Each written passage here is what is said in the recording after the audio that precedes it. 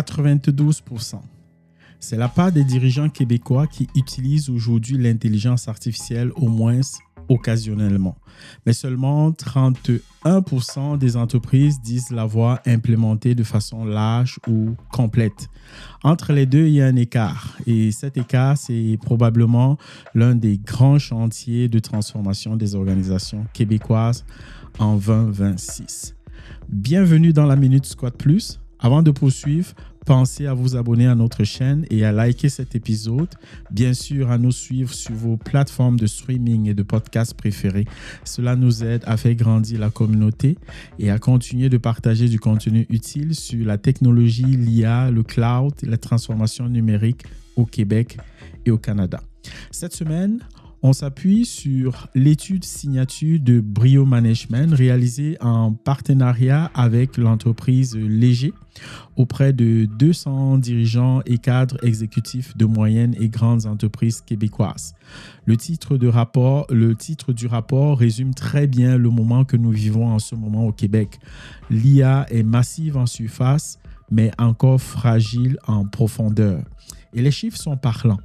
Le rapport nous dit que 92% des répondants utilisent l'IA. 37% l'utilisent même tous les jours. À l'échelle des entreprises, on parle de 89% qui disent avoir implémenté l'IA à des divers degrés.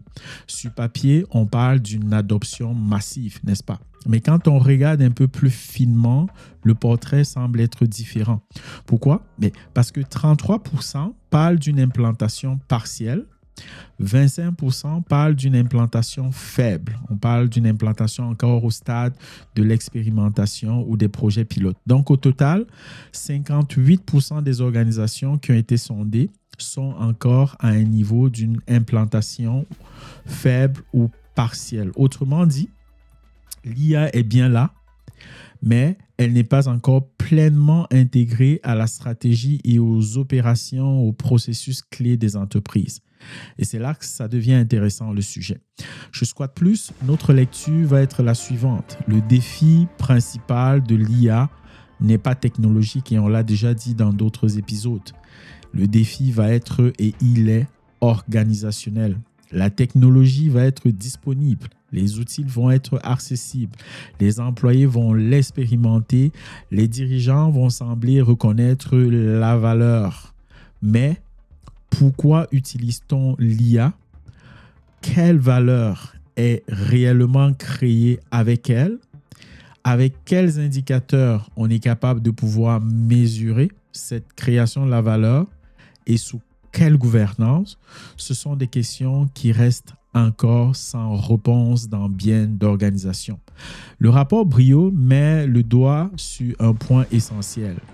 84% des dirigeants jugent l'implantation de l'IA utile et même très utile, mais seulement 38% des organisations ont adapté leurs indicateurs de performance pour mesurer la valeur ajoutée par l'intelligence artificielle. Seulement 38%. C'est un signal fort. On utilise, on expérimente, on gagne du temps, mais on mesure encore très peu. Et sans mesure, il faut dire que ça devient difficile de savoir si l'IA crée véritablement de la valeur ou si simplement ces organisations-là racontent des histoires. Donc, le rapport montre aussi que la méthode change tout. La méthode d'introduction, de mise en place d'implantation change tout. En effet, on peut lire que 75% des organisations disposent d'un plan d'implantation clair ou, disons, complet ou partiel. Lorsque le plan existe, l'implantation est jugée facile dans à peu près 66% des cas. Et sans plan, on tombe dans un ratio d'à peu près 30% des cas. Donc, on a une différence d'à peu près 36 points entre ceux qui font une implantation avec un plan et ceux qui font une implantation sans plan. Okay? L'écart, c'est un écart important et c'est un écart que l'on analyse. Une entreprise avec un plan ne possède pas nécessairement une meilleure technologie qu'une autre. Elle va posséder surtout un cadre. Elle sait pourquoi elle déploie l'IA, où elle veut l'appliquer, qui doit la piloter, quels risques doivent être encadrés et quels résultats doivent être mesurés. Et c'est pour ça que l'écart dont on parle n'est pas un écart d'outils, c'est un écart de pilotage. Sans plan, l'IA avance souvent par initiative isolée et entre vous et moi, on le voit dans bien des organisations. On a un département qui teste un outil, on a un gestionnaire qui automatise une tâche avec ses employés, on a des employés qui prennent des initiatives de leur bord avec des applications parfois non approuvées. On a donc comme ça des gains qui peuvent être réels mais dispersés et isolés dans l'organisation. L'organisation va trouver qu'elle gagne du temps, mais elle ne transforme pas nécessairement sa façon de créer de la valeur. Avec un plan, l'IA, on va dire, va permettre à l'organisation de passer un cap. Elle ne va plus juste être un outil utilisé par quelques personnes, elle va véritablement devenir un levier d'affaires rattaché à des priorités, à des indicateurs, à une gouvernance et on va dire à une responsabilité ou à une imputabilité clair à l'intérieur de l'organisation. Et c'est probablement, on va dire, la leçon la plus importante de cette étude. L'IA ne devient pas transformationnelle parce qu'on l'utilise. Elle devient transformationnelle lorsqu'elle est structurée, mesurée, encadrée et alignée sur les priorités d'affaires. Autrement dit, la valeur que vont rechercher les organisations à travers l'IA ne va pas dépendre de la puissance des outils qu'ils vont utiliser, mais de leur capacité à pouvoir en faire un projet qui est collectif, piloté et avec méthode et structure. Donc, considérant cela, quel va être l'impact pour nos deux publics cibles habituels? Les professionnels TI. Pour les professionnels TI, la maîtrise des outils d'IA devient une compétence de base. Ce qui va faire véritablement la différence, ça va être la capacité du professionnel TI à accompagner une transformation d'IA.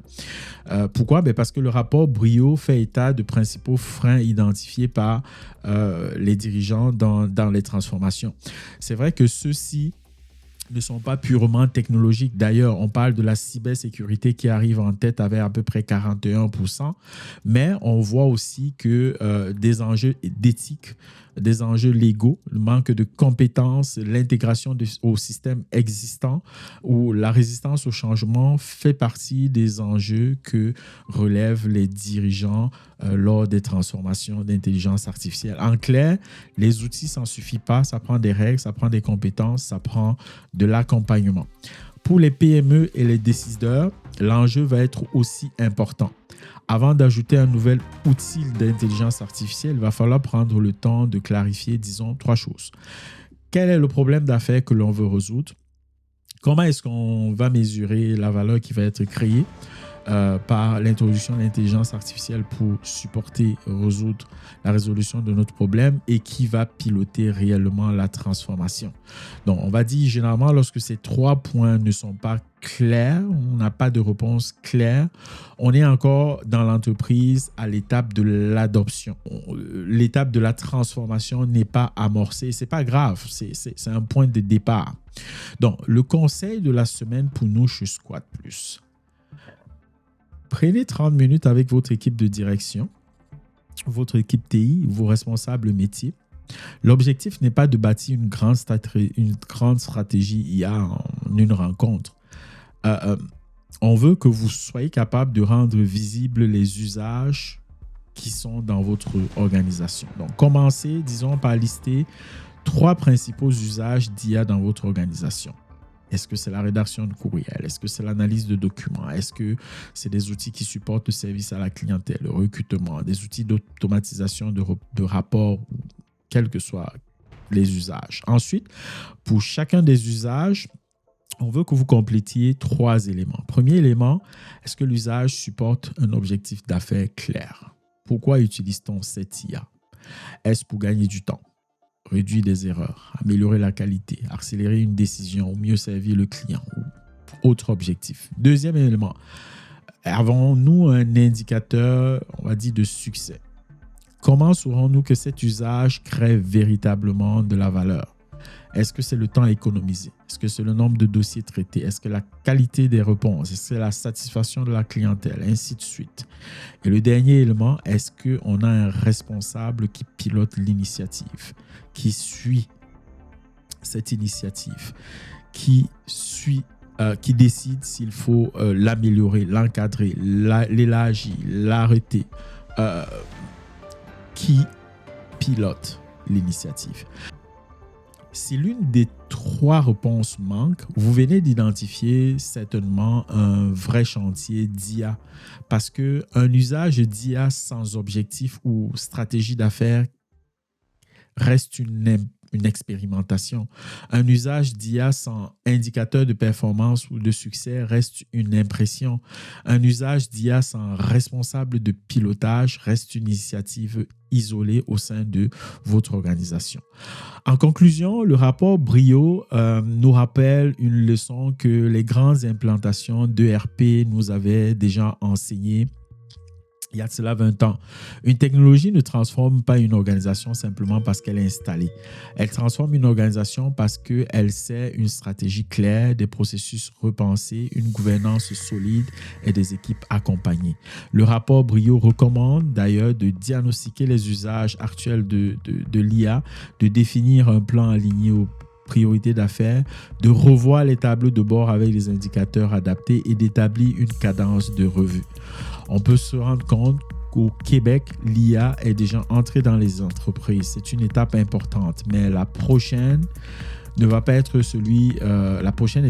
être celle de l'accès à la technologie, mais plutôt de la capacité des organisations de structurer, d'aligner et de mobiliser. Parce qu'au fond, la vraie maturité en IA ne se mesure pas au nombre d'outils utilisés, mais elle se mesure par la valeur créée au sein de l'organisation. Voilà, c'était la Minute Squad Plus.